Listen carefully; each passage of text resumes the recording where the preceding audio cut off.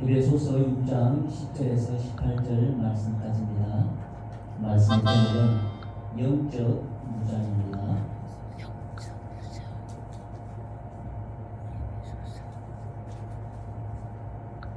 316페이지입니다. 에베소서 6장 10절에서 18절 말씀까지입니다.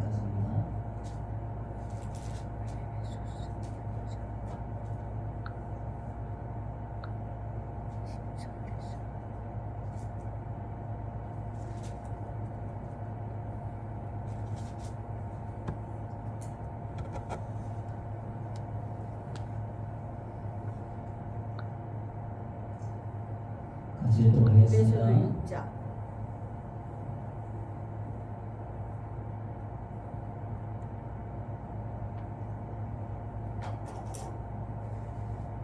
끝으로 너희가 주 안에서와 그 힘의 능력으로 강건하여 지고 마귀의 관계를 능히 대적하기 위하여 하나님의 전신 갑주를 입어라. 우리의 시험은 혈과 육을 상대하는 것이 아니요 통치자들과 권세들과 이 어둠의 세상 주관자들과 하늘에 있는 악의 영들을 상대하니라. 그러므로 하나님의 전신 갑주를 취하라. 이는 악한 날에 너희가 능히 대적하고 모든 일을 행한 후에 서기 위함이라.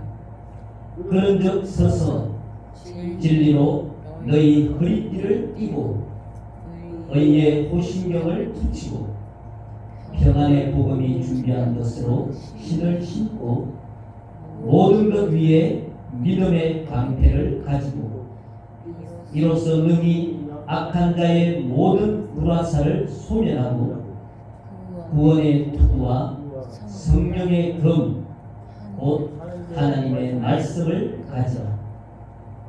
모든 기도와 간구를 하되 항상 성령 안에서 기도하고 이를 위하여 깨어 구하기를 항상 힘쓰며 여러 성도를 위하여 구하라.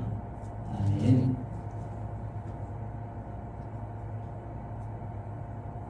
이제 이 에베소서 말씀은 에베소서 교회가 우리가 터키로 따지면 터키 서쪽 이 밑에 서쪽 남단 쪽에 있는데 에베소인데 이제 바울이 이 편지를 쓸 당시에 이 에베소는 로마 제국 지배 아래 있었던 시대이기 때문에 어떤 로마 제국의 소아시아 수도 정도의 자격을 가졌던 그런 도시예요, 이 에베소가. 그리고 이제 군사적, 경제적 그런 요충지였어요, 이 에베소라는 도시가. 그리고 요 지금 편지를 쓸 요 시점에 이제 에베소 교회를 담임하고 있던 그런 이제 목회자 개념으로는 디모데가 이곳에서 이제 목회를 하고 있는 그런 시점이었다고 그렇게 이야기를 해요. 그리고 또 이제 이 에베소는 가장 중요한 게 이제 아렘이라고 하는 이제 사도행전에서는 이제 아렘이라고 표현을 하는데 이제 에베소에서 나오는 이 이제 말씀의 근거가 된 것은 이제 아르테미스 신전이에요.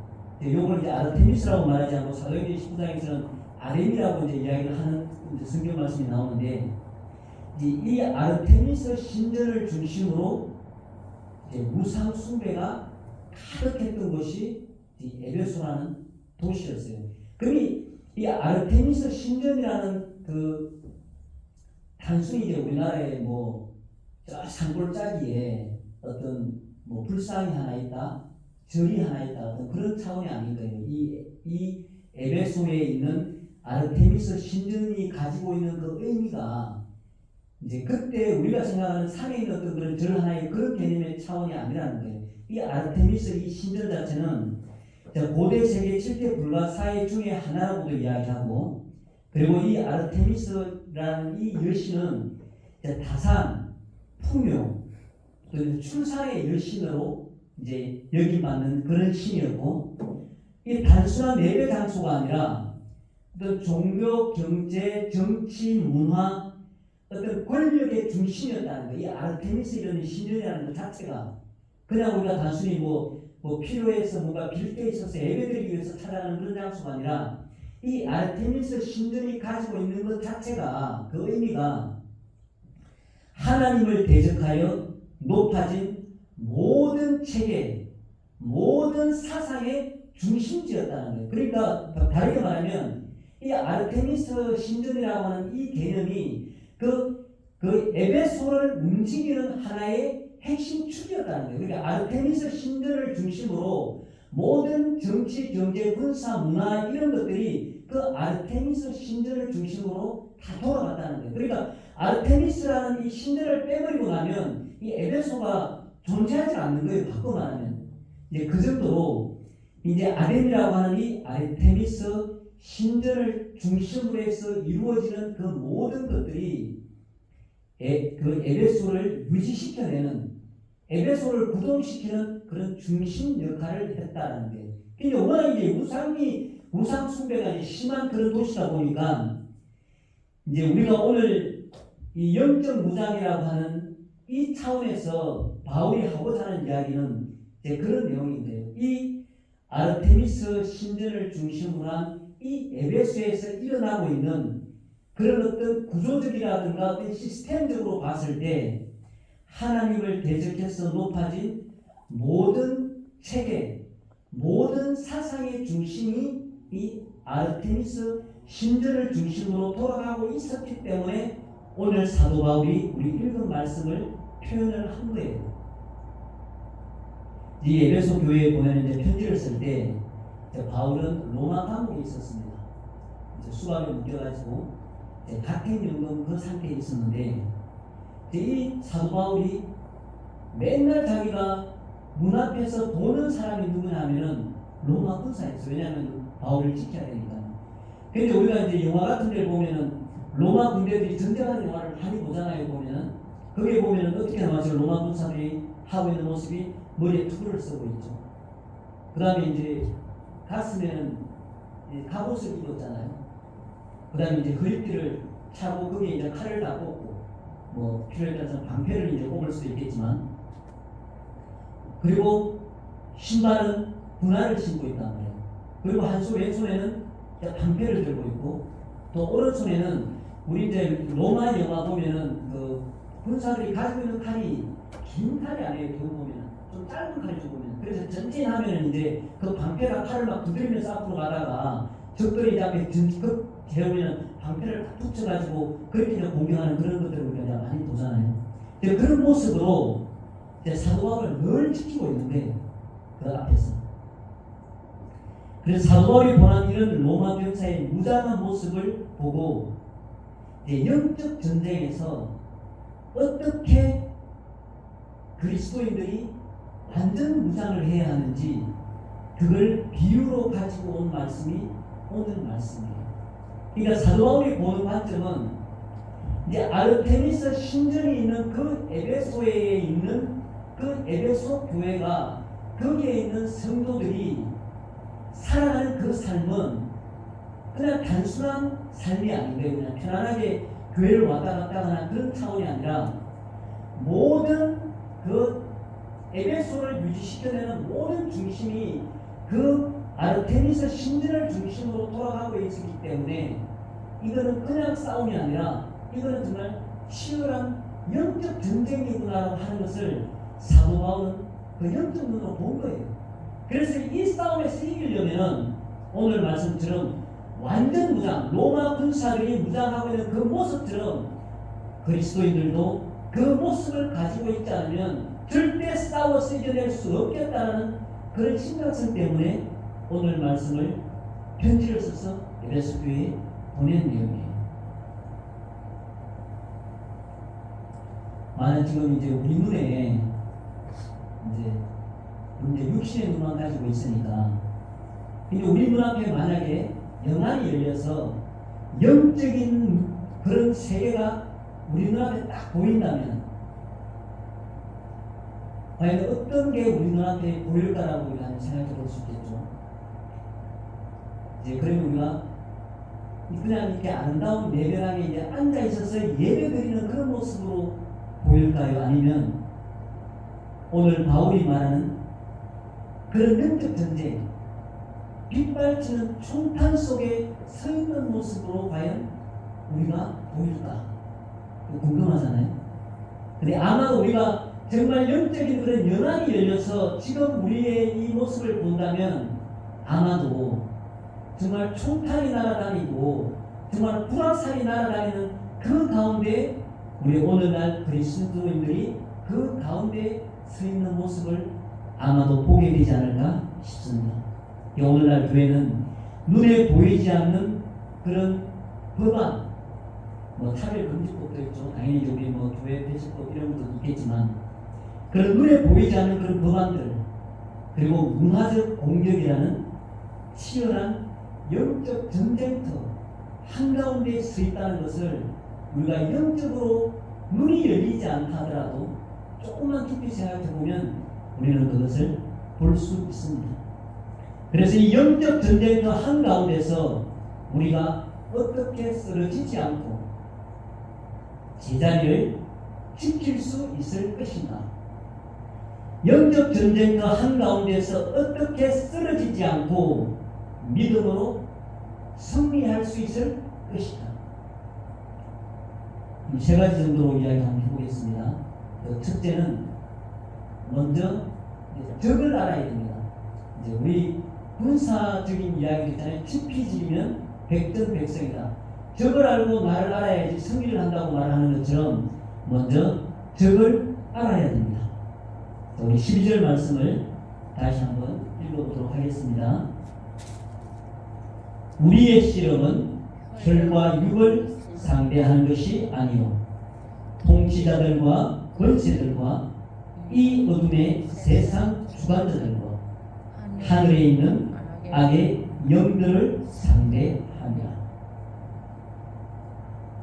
자, 말씀에서는 분명히 이야기합니다. 우리의 싸움은, 우리의 영적 전쟁, 이 싸움은 혈과 육에 대한 것이 아니다. 그런데 우리는 육을 입고 있는 사람이잖아요. 그래서 차별금지법이든지 우리 성경의 가치관과 반하는 그런 정책이든 그런 법이든 어떤 교회 폐쇄 불안이라든가 이런 걸 누가 발의를 했다. 딱 그러면 우리 마음에 어떤 생각이 들어요? 와, 정말 저 누구야? 누구야? 민주당에 누구네? 아, 정말 차라리 죽여버릴까? 정말 미워 죽겠네. 이런 마음은 우리 속에 든단 말이에요. 이런 사람이기 때문에. 그런데 하나님의 말씀은 분명히 말하고 있죠. 우리가 하는 싸움은 혈과 육에 대한 싸움이 아니다라고 분명히 얘기하는데, 자, 우리의 싸움 상대는 사람이 아니라는 겁니다. 이 말씀은 우리가 싸워야 할 대상은 어떤 정치 개인이나 특정 단체가 아니라 그 배후에 역사하는 어떤 사상, 그리고 악한 영들이 우리의 싸움 상대라는 거예요. 우리가 아르테미스 신전을 중심으로 해서 일어나고 있는 그 모든 어떤 영적 체계와 그 사상을 말씀드렸다시피 그것을 중심으로 에베소가 유지되는 것처럼 이 배후의 그 사상과 악한 영들이라고 하는 이 말은 우리가 유물론도 이야기한단 말이에요. 유물론은 하는 이야기가 뭐예요? 하나님은 없다.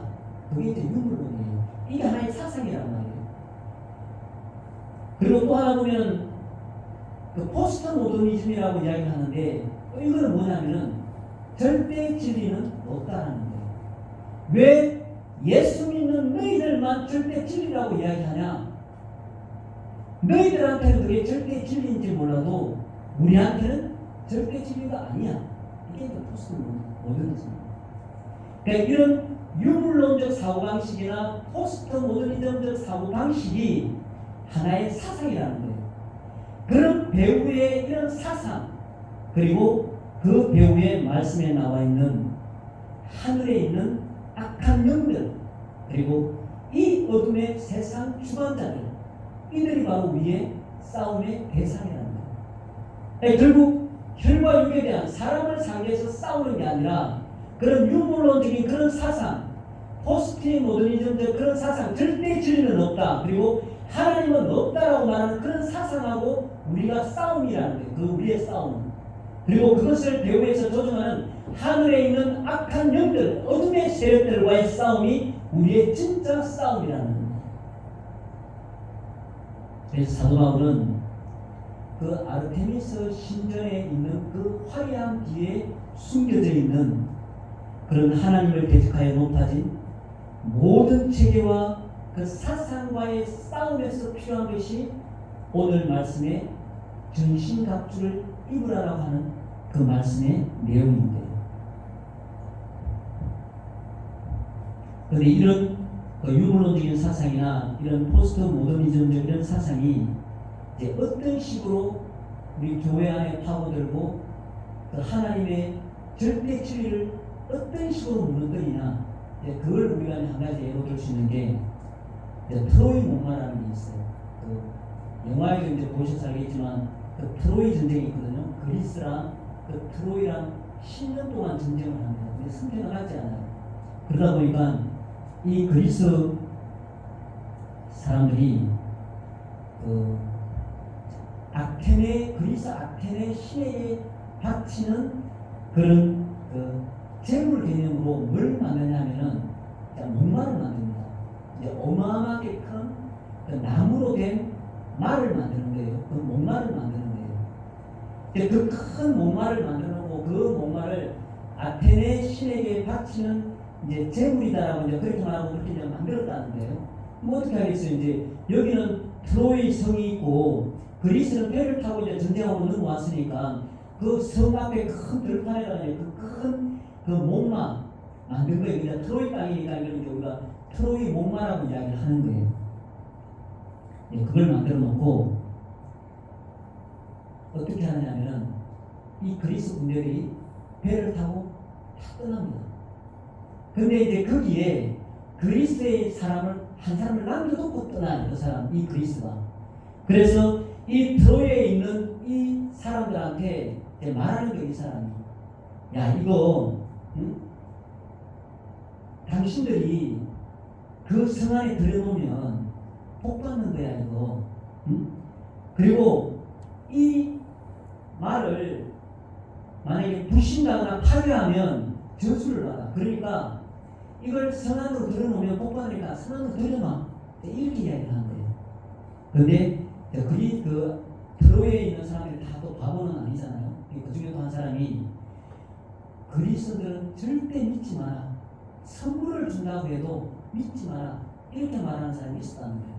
그런데 결국 이제 어떤 선택을 하느냐, 이 목마를 트로이 사람들이, 군대들이 그걸 끌고 성 안으로 들어갑니다. 그 성 안으로. 그 영화에 보면 그게 다 나와 있잖아요. 보면 그걸 끌어올 때 이제 승리에 취해서, 왜냐면 그리스 군대는 다 떠나고 없으니까 이제 승리에 취해서 기뻐하면서 그걸 끌고 들어옵니다. 성 안에. 그리고 이제 승리에 자축하는 그런 기념으로 이제 술을 마시고 다들 잠들어 있죠. 그럼 이제 어떤 일이 일어나요? 그 거대한 트로이 목마 안에서 그리스 정예 병사들이 나오죠. 거기서. 그리고 그 사람들이 나와서 성문을 열어주고 후퇴했던 것 같은 그 그리스 군사들이 되돌아와서 트로이를 점령시켜버리죠. 여기서 우리가 한 가지 알 수 있는 게 판단 잘못한 거예요. 이 트로이 사람들이. 그 누군가 한 말처럼 그리스인들을 믿지 마라. 선물을 준다고 해도 그리스인들을 믿지 말라고 한 그 말이 진실이 되어버린 거예요. 그러니까 한 번의 분별, 한 번의 판단의 잘못이 그 트로이 성을 멸망시켜버린 거예요. 우리가 이제 금요일날도 제가 이제 말씀드렸지만 그 전체주의 그 국가라고 하는 그 지도자들, 그 권력자들이 교회를 길들이는 방법, 그런 1단계가 이제 제가 말씀을 드렸었잖아요. 즉 우리 대한민국 안에 문제가 있는 그런 종교를 국가가 나서서 정리를 하겠다. 사회적 해악을 끼치는 그런 종교는 국가가 나서서 막아주겠다. 그렇게 한다는 거예요. 그러면 이제 일반적인 정상적인 우리 이제 기독교에서는 그걸 말할 이유가 없단 말이에요. 그럼 이게 이제 분별의 문제란 말이에요. 트로이 목마처럼 이렇게 해서 이게 좋은 거야. 국민들도 다 좋아하잖아. 너희들도 좋잖아. 맨날 이단 때문에 고생하는데 그거 국가에서 딱 없애주면 너희들도 오히려 좋잖아. 이렇게 말을 한다는 거예요. 그런데 그 안에는 그 트로이 목만에 그리스 정예병사들이 숨어서 그 트로이 성을 멸망시키기 위해서 숨어 있었던 것처럼 이런 달콤한 이야기 속에는 결국 우리 교회 기독교 자체를 다 무너뜨리는 그 수가 그 안에 얼마든지 숨어 있을 수 있다는 거예요. 그래서 오늘 이 말씀처럼 우리의 싸움의 적은 통치자들과 권세들과 이 어둠의 세상 주관자들과 하늘에 있는 악의 영들이라는 것을 분명히 우리가 알아야 된다는 거예요. 그런 속임수가 우리나라에서 문제되는 그런 종교 다 정리해 줄게라고 하는 그런 속임수가 결국 그냥 단순히 사람의 생각, 사람의 판단으로 나온 것이 아니라 좀 전에 말씀드렸던 어떤 유물론적인 하나님이 없다라고 하는 그런 사고, 그런 사상, 그리고 포스트 모더니즘에서 이야기하는 절대 진리는 없다. 하나님의 성경 말씀이 어떻게 진리일 수 있냐? 진리는 상대적인 것이다. 우리가 세상에서 말하는 것도 얼마든지 진리가 될 수 있지. 왜 교회에서 말하는 예수가 말하는 그 성경에서 말하는 것만 진리라고 말하냐? 그럴 수 없다라고 말하는 이런 어떤 사상, 거기에서 출발하는 교회를 무너뜨리려고 하는 그 트로이 목마 같은 것들이 우리가 받아들여버리면, 우리가 그 분별을 못해버리면 그런 결과를 초래할 수 있다는 겁니다. 그래서 우리의 싸움은 하늘에 있는 악의 영들, 세상 어둠의 주관자들과의 싸움이라는 것을 먼저 분명히 적이 누군지를 분명히 알아야 한다는 겁니다. 그리고 이 싸움에서 어떻게 승리할 수 있는가? 두 번째는 오늘도 하나님의 말씀처럼 하나님의 전신 갑주를 입어야 합니다. 우리가 어제도 13절 말씀을 같이 읽도록 하겠습니다. 그러므로 하나님의 전신 갑주를 취하라. 이런 악한 날에 너희가 능히 대적하고 모든 일을 행한 후에 서기 위함이라. 아멘. 자, 이 말씀을 읽어보면 하나님의 전신갑주를 왜 입어야 하는지 명확한 목적을 밝히고 있습니다. 뭐라고 되어 있어요? 악한 날에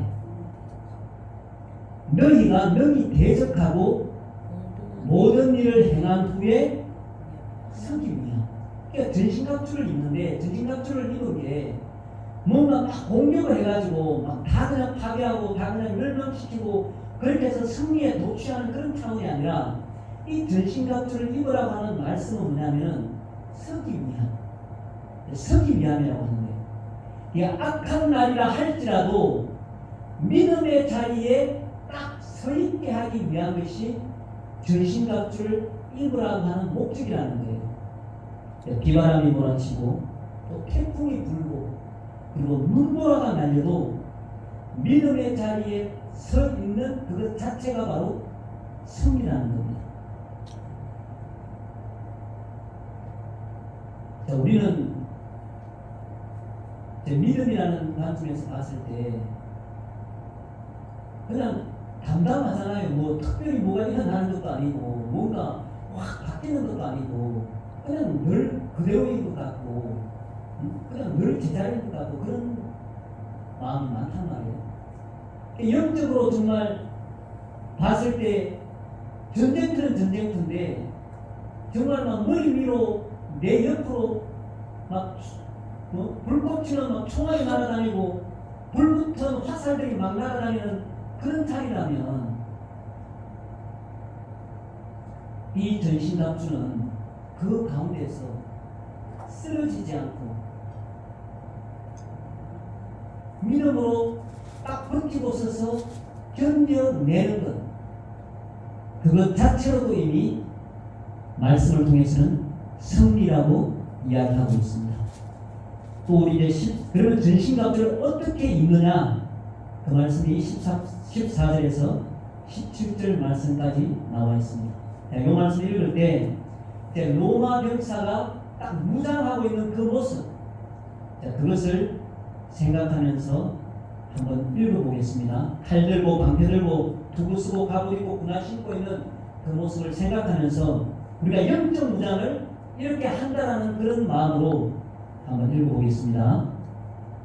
그런즉 서서 진리로 너희 허리띠를 띠고 의의 호심경을 붙이고 평안의 복음이 준비한 것으로 신을 신고 모든 것 위에 믿음의 방패를 가지고 이로써 능히 악한 자의 모든 불화살을 소멸하고 구원의 투구와 성령의 검 곧 하나님의 말씀을 가지라.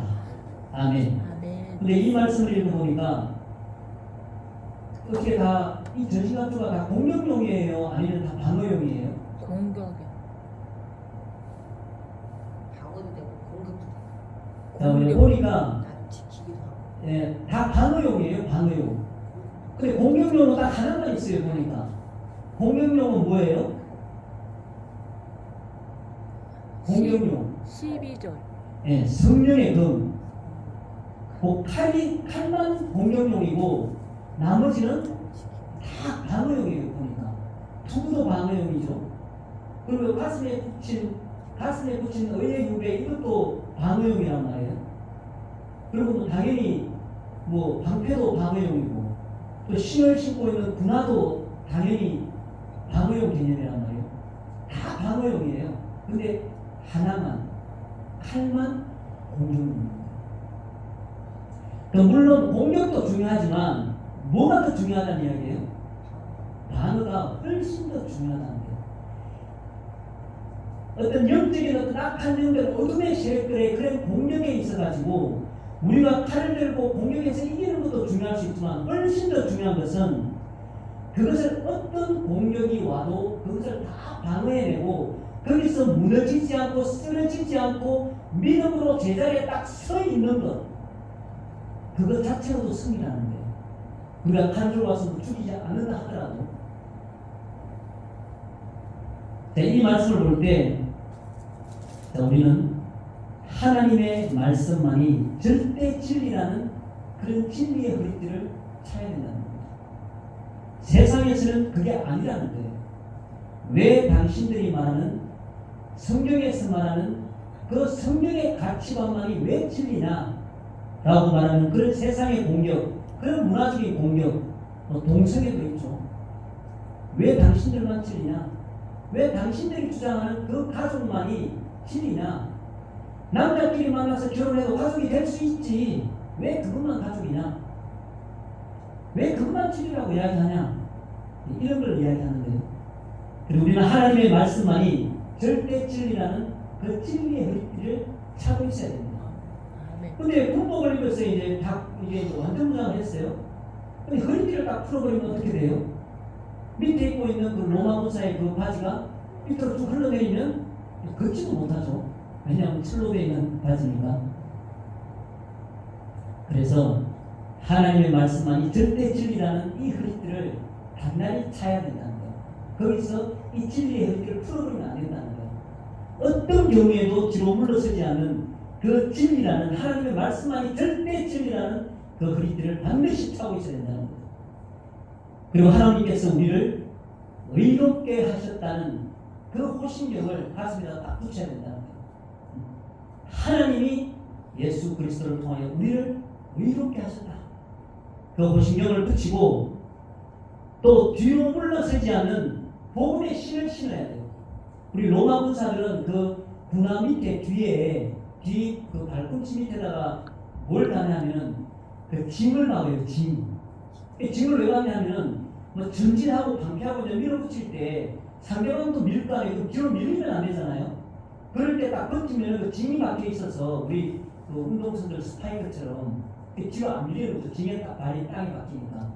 그리고 이제 산을 올라가서 전쟁을 할 때 산이 미끄럽잖아요. 그때 미끄러지지 않게 하기 위해서 그런 군화에 짐을 가는 그런 군화를 신는데 우리도 그런 어떤 경우에도 뒤로 물러서지 않는 그런 복음에 짐이 박힌 그런 신을 신어야 된다는 겁니다. 그리고 또 전쟁에서는 화살을 쏘잖아요. 근데 화살을 그냥 화살이 아니라 거기다 독을 바른다거나 불을 붙여서 화살을 쏜단 말이에요.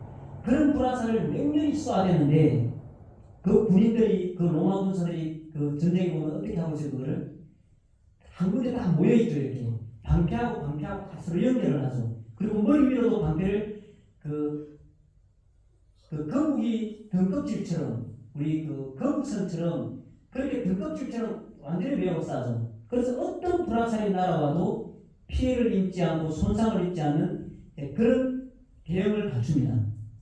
오늘 이 영적 전쟁에서도 이런 사단 마귀의 어떤 불화살도 다 막아낼 수 있는 그런 믿음의 방패를 들고 그리고 또 하나님만이 우리를 구원하신다는 그런 또 투구를 써야 된다는 것.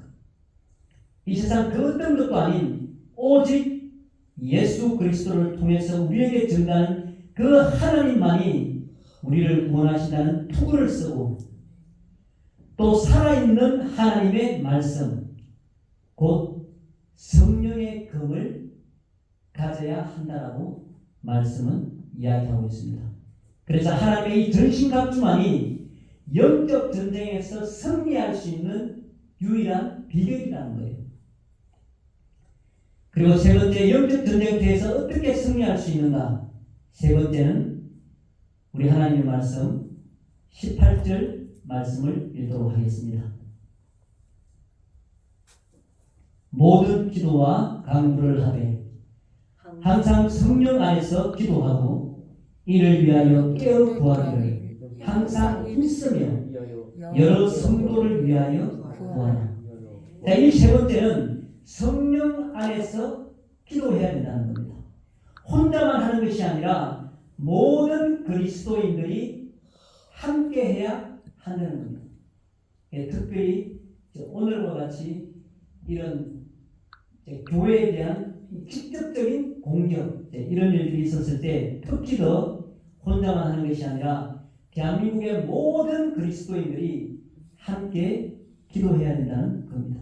아멘. 모든 기도와 간구를 하되 항상 성령 안에서 기도하고 이를 위하여 영적 전쟁을 위하여 깨어 구하기를 항상 힘쓰며 여러 성도를 위하여 구하라. 믿음이 무너지지 않도록 그 거룩함을 지켜낼 수 있도록 같이 기도해야 된다는 것입니다. 영적 전쟁터 한가운데서 어떻게 승리할 것인가? 첫째, 적을 알아야 합니다. 우리의 적은 어둠의 세상 주관자들과 하늘에 있는 악의 영들입니다. 그리고 둘째는 하나님의 전신갑주를 입어야 합니다. 완전 무장을 하고 믿음의 자리에 서 있는 것 자체가 승리라고 말씀에서는 말하고 있습니다. 그리고 셋째, 성령 안에서 기도해야 합니다. 우리의 믿음이 무너지지 않도록 거룩함을 잃지 않도록 그리고 세상의 향기가 되고 빛이 되고 소금이 될 수 있도록 기도해야 됩니다.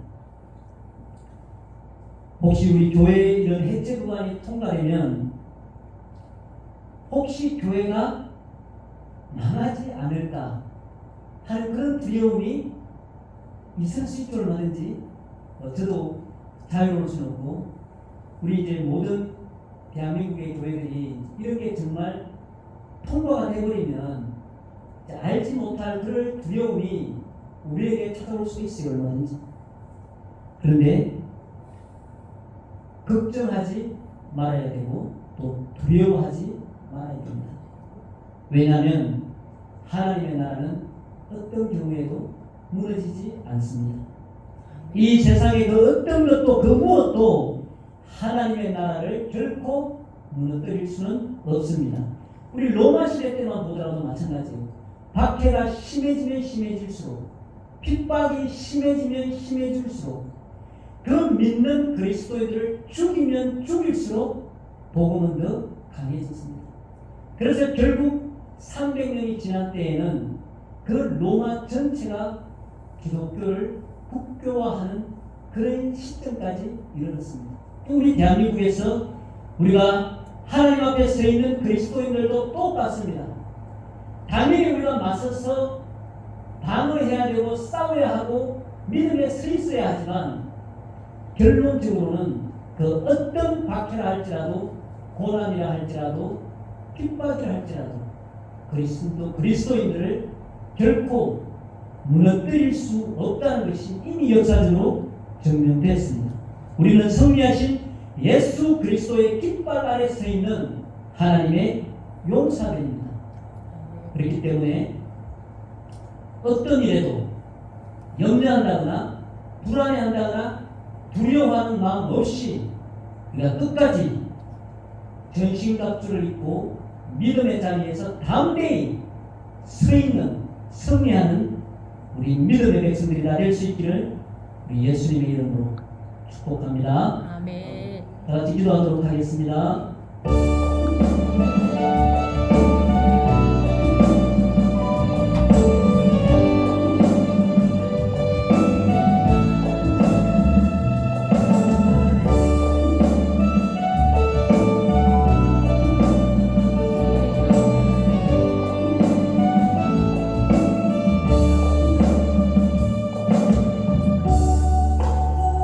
살아계신 아버지 하나님 감사합니다. 정말 우리의 영안이 열려 지금 있는 우리의 현장을 보라면 악한 사람이 소화되는 불화살들이 날아다니고 어둠의 세력들이 소화되는 총탄이 빗발치는 그런 전쟁터 한가운데 있는 우리의 모습을 발견하게 될 줄 믿습니다. 이런 시대를 사는 우리에게 하나님의 말씀에서는 하나님의 전신 갑주를 입으라고 하였사오니 아버지 우리가 믿음을 지켜나가는 이 세상 가운데서 구원의 투구를 서고 의의 흉배를 붙이고 진리의 허리띠를 띠고 복음의 실을 신고 악한 자의 모든 불화살을 소멸할 믿음의 방패를 들고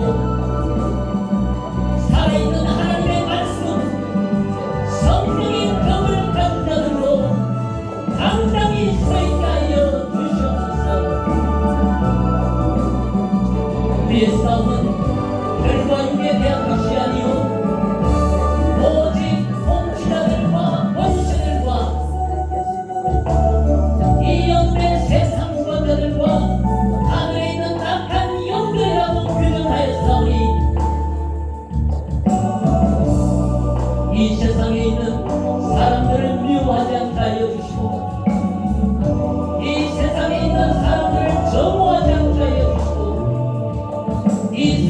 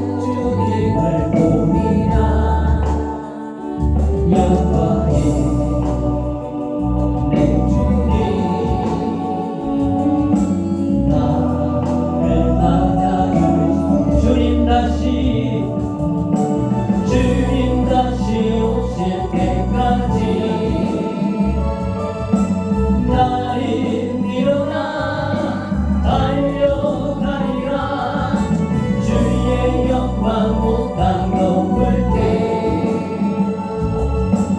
나는 일어나 노래하리 내 사랑하는 주님 온 세상 모두세다 내 사랑하는 주님 영광의 왕이시라. 형제들아 내가 우리 주 예수 그리스도의 이름으로 너희를 원하노니 다 같은 말을 하고 너희 가운데 분쟁이 없이 같은 마음과 같은 뜻으로 온전히 합하라. 아멘. 주기도문으로 마치도록 하겠습니다. 하늘에 계신 우리 아버지 이름이 거룩히 여김을 받으시오며 나라의 임하옵시며 뜻이 하늘에서 이루어진 것 같이 땅에서도 이루어지리라. 오늘날 우리에게 일용할 양식을 주시옵고 우리가 우리에게 죄 지은 자를 사하여 준 것 같이 우리의 죄를 사하여 주시옵고 우리를 시험에 들게 하지 마시오며 다만 악에서 구하여 주시옵소서. 대개 나라와 권세와 영광이 아버지께 영원히 있사옵나이다. 아멘. 우리 하나님께 영광의 박수.